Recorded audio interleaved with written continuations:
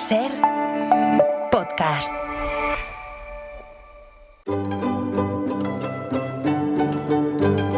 En La Ventana acontece, que no es poco, un relato personal de la historia con Nieves con Costrina, Cadena Ser.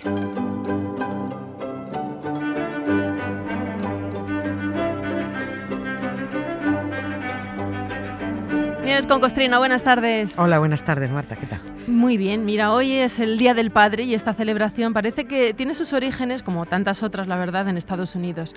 La historia cuenta que fue una mujer en Washington quien propuso allá por 1909 rendir homenaje a los padres y se inspiró pues en su propio padre, que era un veterano de la Guerra Civil, de la Guerra de Secesión, que allí pues los veneran tanto, bueno, por lo menos de fachada, porque luego los veteranos, en fin, esto también es otra de las listas pendientes de ayer. Fíjate que estas fiestas, además, siempre que tengan nombre de santo y vengan de Estados Unidos, les encanta aquí en España. Pero como te venga un Halloween, que viene San Valentín, San José, les encanta, que lo inventaron los yanquis, pero viene un Halloween, viene tal...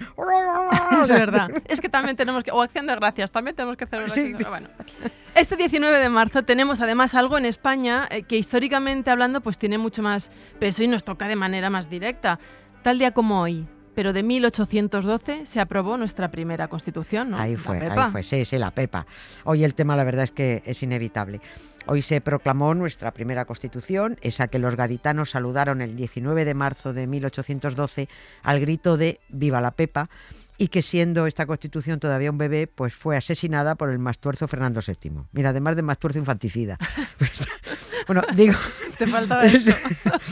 Digo que la jalearon los gaditanos porque fue allí donde se proclamó, y dudo mucho, la verdad, que en El Bierzo o en Tudela o en Aranda de Duero alguien se enterara de que las Cortes de Cádiz habían dado a los españoles su primera Constitución.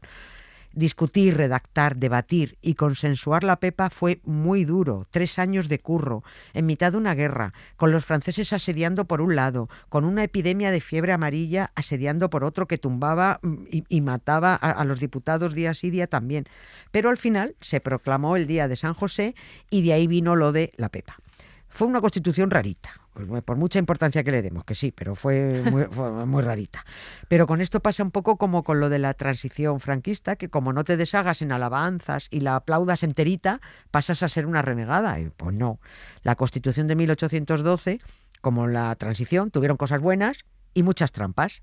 Y el paso del tiempo y el volverte a mirar al pasado y observar, pues yo creo que sirven para agradecer lo que estuvo bien hecho, protestar por lo que estuvo mal y hablar de las consecuencias. Claro. Y la Pepa estuvo bien por lo que significó, pero estuvo mal hecha, porque una parte de los diputados, al sancionarla, firmó también su sentencia de muerte. ¿Y a quién se le ocurre meter a un Borbón en una Constitución? Ellos, estos diputados, estos sí que votaron al meteorito.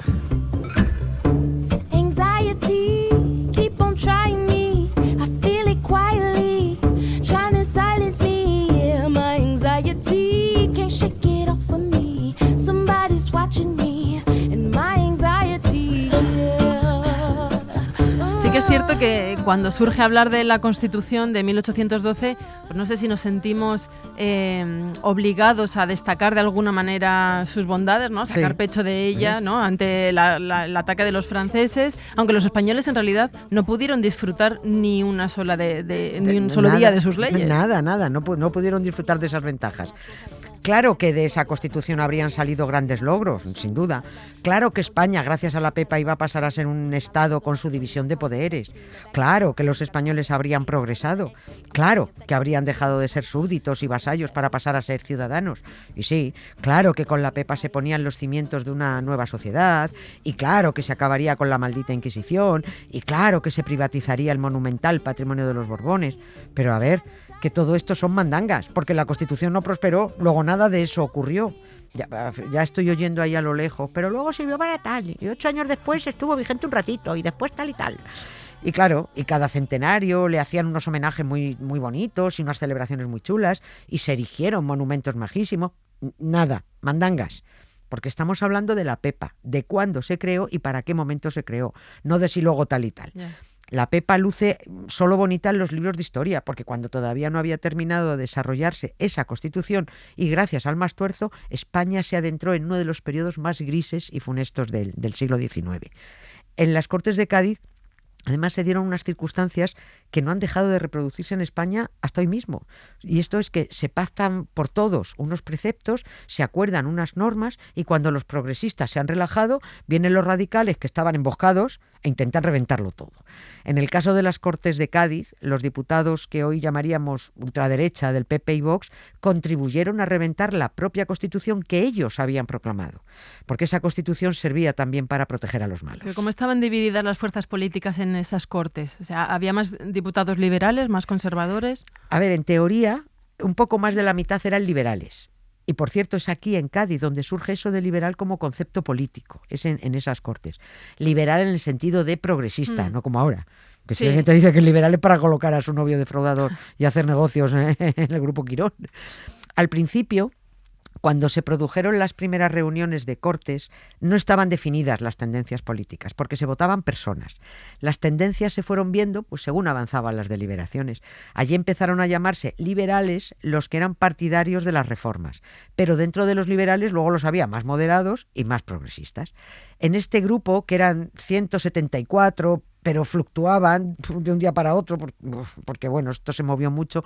Ahí había abogados, médicos, funcionarios públicos, profesores, universitarios, había militares, porque los militares eran liberales, qué loco. Entonces, la mayoría de los diputados americanos estaban en este grupo de liberales, la mayoría. Hubo algún cura liberal también, pero siempre y cuando no le tocaran su bolsillo de cura. Luego había un grupo importante de realistas de realeza, que estos eran los rancios, que pedían la vuelta al absolutismo para mantener sus privilegios. Estos eran los aristócratas y el clero. A esta ultraderecha partidaria del Borbón, los liberales los llamaban serviles, pero era un juego de palabras con los dos sentidos, el de serviles, de ser un lamebotas, o ser un ser vil. Bueno, lo peor fue que 1/3 de los diputados de las Cortes de Cádiz eran curas, o sea que ya estaba pifiada la pepa. ¿Y todos esos diputados cómo fueron elegidos? ¿De dónde salen? Pues hubo un poquito de trampa para que los diputados de la España americana estuvieran en minoría respecto a los de la España peninsular. Eso de entrada. El sistema de votación es farragoso de contar, pero sí decir que solo podían votar los españoles, no las españolas, españoles mayores de 25 años, que vivieran en territorio español y que votaran donde vivieran. Tenían que votar en el mismo sitio donde vivieran. Tenían prohibido votar los miembros de órdenes religiosas, los que estuvieran en la cárcel, los que tuvieran antecedentes penales, los que tuvieran deudas con la hacienda pública, los extranjeros, los sordomudos, los dementes, se llamaban así, se decía entonces, los dementes, y los funcionarios que siguieran trabajando en los organismos bajo el reinado del rey José I Bonaparte. Y claro, yo me pregunto, una vez descartada toda esta tropa, y teniendo en cuenta que en este país había entre un 80 y un 90% de población que no sabía leer ni escribir, pues yo calculo que fueron a votar a sus diputados provinciales para luego las Cortes de Cádiz 4 gatos. Por eso creo yo que fue un coladero de curas. Ya. No se puede hacer una constitución pretendidamente moderna y que empiece diciendo en el nombre de Dios Todopoderoso, Padre, Hijo y Espíritu Santo. Y por supuesto que reclame el regreso de Fernando VII, que era el tipo que lo primero que iba a hacer era cargársela.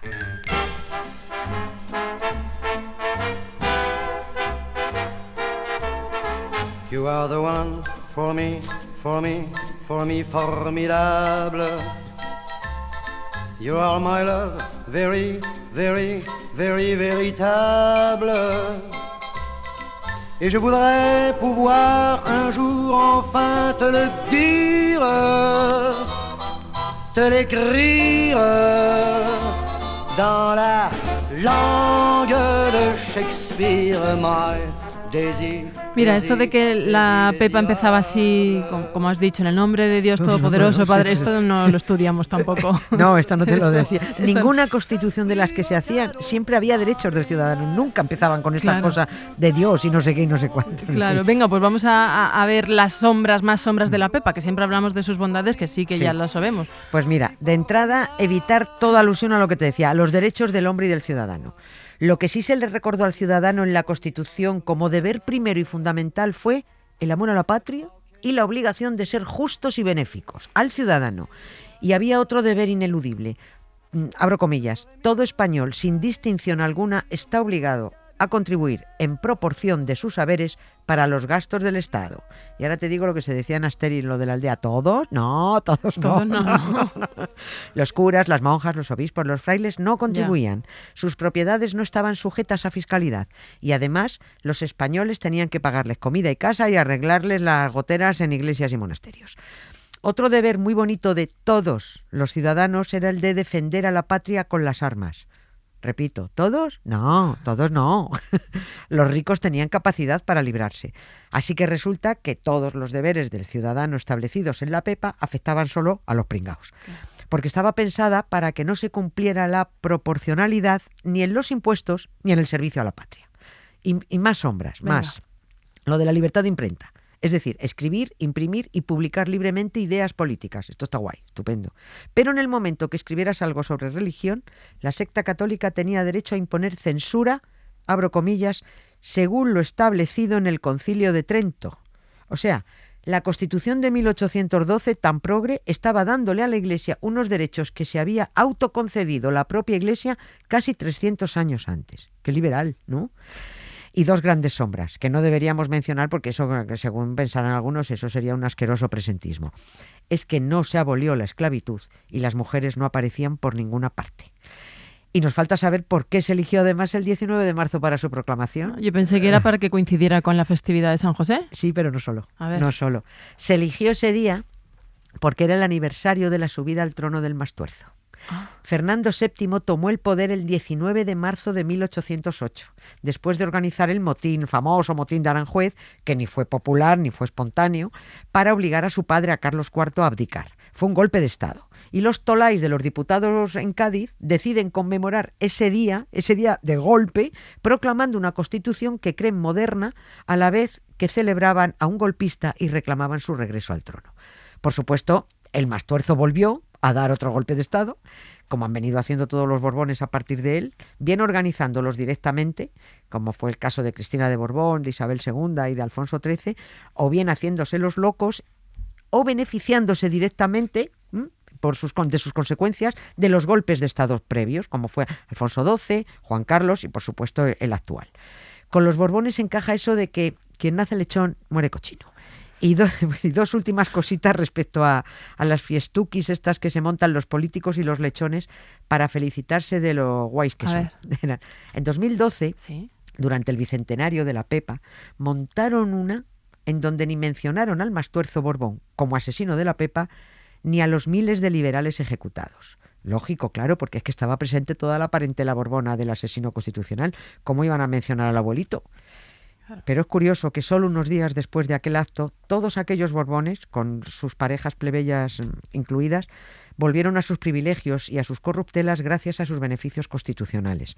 Felipe y Leti en unas vacaciones que no se sabe dónde estaban. Juan Carlos se fue con su amante a matar elefantes. Sofía a Londres con su hermano. Froilán se pegó un tiro en el pie. Y la Cristi y Urdangarín en Suiza, patria querida. O sea, que ¿cómo no van a celebrar los Borbones la Constitución si es a ellos a quienes más protege? Pégate un tiro en el pie, déjate disimular. No sé qué haces aquí, qué crees que vas a encontrar. Vuelve por donde viniste y nunca regreses más. No deberías volver, sabes que nos caes mal. Nieves con Costrina, mañana seguimos. Muchas gracias, Un Marta. beso. Chao, chao. Para no perderte ningún episodio, síguenos en la aplicación o la web de la SER, Podium Podcast o tu plataforma de audio favorita.